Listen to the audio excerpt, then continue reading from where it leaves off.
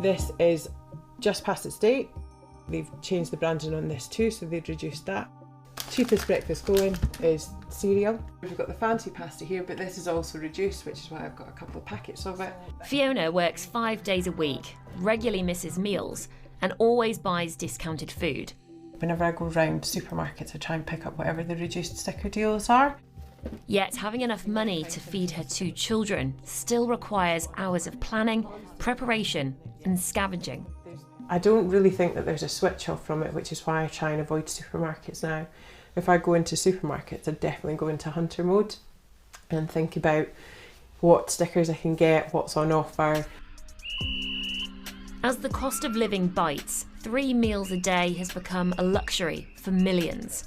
To help, Fiona runs a community kitchen at this school in Halifax. Matt Perry is the head teacher. This is where the magic happens. Donated food is transformed into free meals. It's about 300 meals a week we make. We've helped probably over 700 families and hundreds of staff who get to take the food as well. Do you think it's the responsibility of schools and teachers to provide services like this community kitchen? I think in the strictest definition, no. Schools' remit, my remit is to improve educational outcomes. I think what we're finding is more and more, it's not just the families that are known that you've worked with, it's more and more families saying, look, can we just have some help? Can we have a conversation? You're seeing the signs in young children. Hot food lines on this side, pizzas on second aisle. The charity, the Food Foundation, has tracked the UK's food insecurity levels since the start of the pandemic. In recent months, it's detected an alarming rise in cases and shared its findings with Newsnight. This data suggests nearly 1 in 5 households in the UK ate less food or skipped meals in September. That's an estimated 9.7 million adults. But it's thought it's families with children who are struggling the most. As this graph shows, since April, food insecurity has increased more amongst this group compared to households without children. That's a 50% rise in just 5 months. The government has invested £24 million into offering free school breakfasts in England. Nearly 2 million pupils are also eligible for free school meals, but charities say the current threshold is too low and should be extended to all families on universal credit. Fiona would welcome that extra support. It would make the difference of £20 a week, which I'd be able to use in different ways, which is would be so good. There will be people who will hear millions of children in the UK are living in food poverty and they won't believe it. What would you say to them? Oh, it's very real. It's very real. If I'm on an okay income and my kids are still struggling and I'm still struggling, then there's so many people that are worse off. Research shows families with children have more outgoings, but are less likely to have savings and are more likely to be in debt.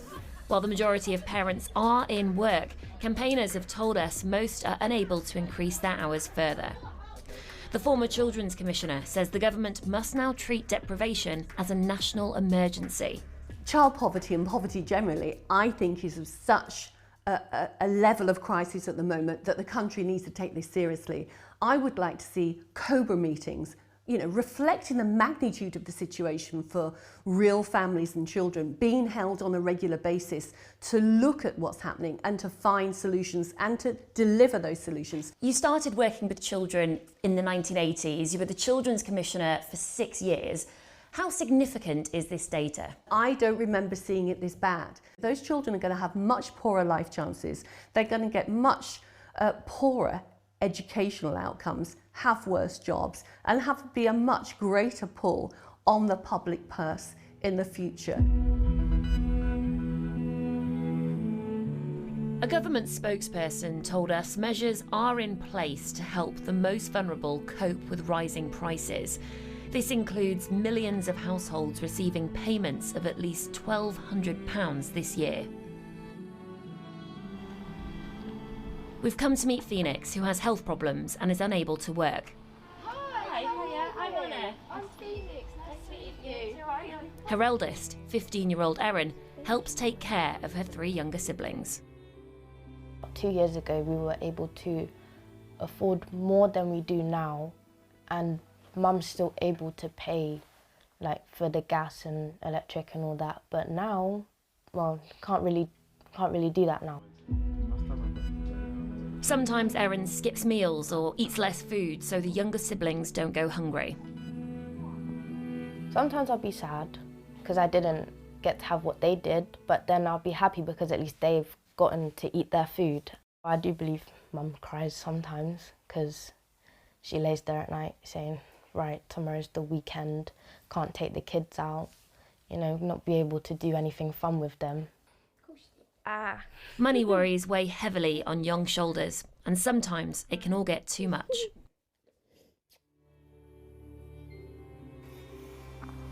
I just feel upset because explaining what everyone has to go through in these types of situations, I know other people go through it even worse than us, and it's horrible, it's not fair, it's affecting people's lives really badly. Assalamualaikum warahmatullahi wabarakatuh. Hello everyone, my name is Rizkia Ora Putri, and here I'm going to present the result of my news video analysis. The news title is Food Poverty, I Miss Meals So My Children Can Eat. This news was published on BBC News YouTube channel on October 19, 2022. Here's the link of the news video. There are three main points of the news. The first one is more than a quarter of UK households with children experienced food poverty last month, meaning they reduce what they eat or skip meals altogether because the cost of living bites. The second one, the scale of deprivation is now a national emergency. It was being said by the former Children Commissioner that the government must take this situation seriously. And then last but not least, millions of households receiving payments of at least £1,200 this year.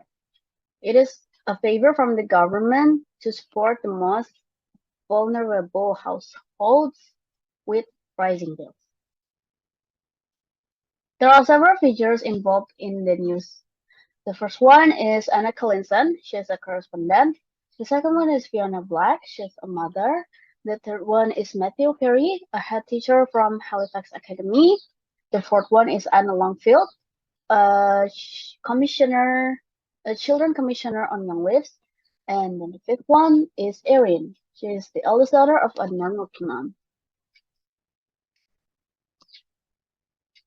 And there are 5 settings in the video. The first one is at Fiona's house, where Anna had a talk with Fiona. There, Fiona reveals that to feed her 2 children, it requires hours of planning and preparation. She works 5 days a week, regularly skips meals, and always buys discounted food. For her, it is such a luxury to have 3 meals a day, and to help it, she runs a community kitchen at Halifax Academy, which brings us to the second place, Halifax Academy's community kitchen, where Anna had a talk with the head teacher of the Halifax Academy, Matthew Perry.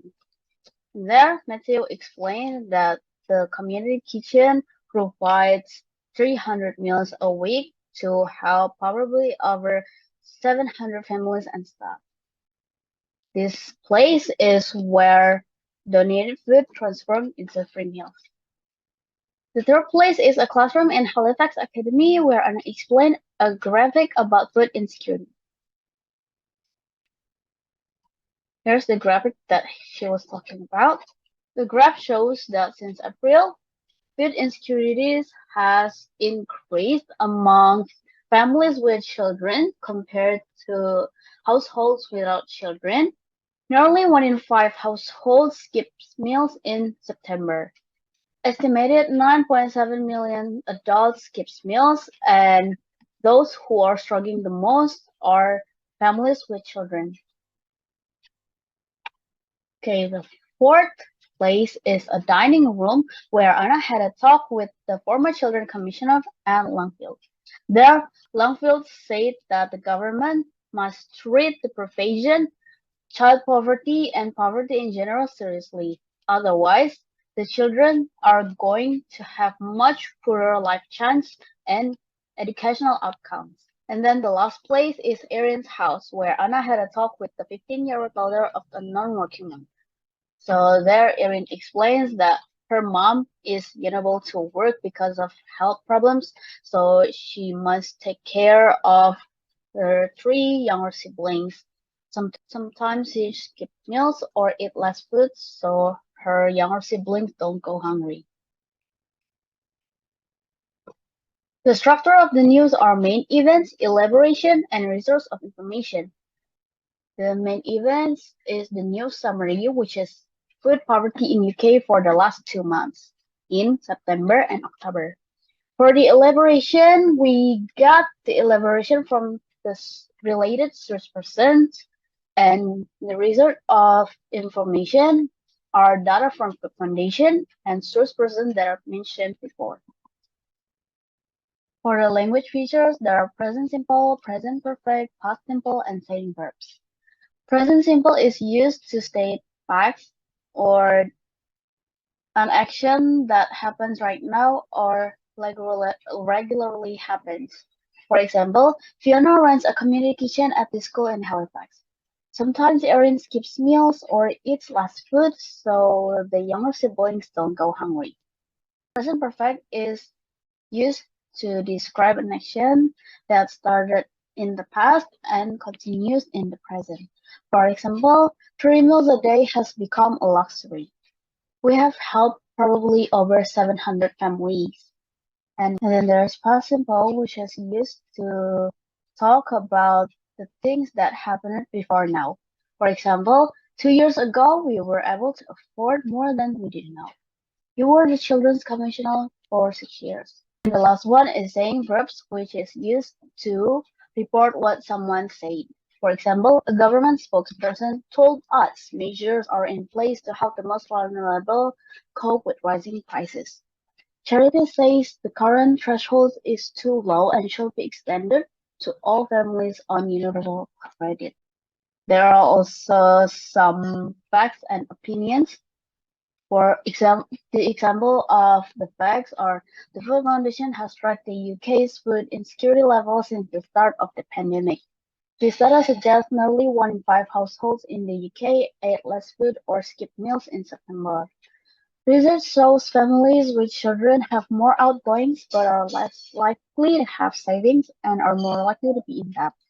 The example for opinions: the government must now treat deprivation as a national emergency.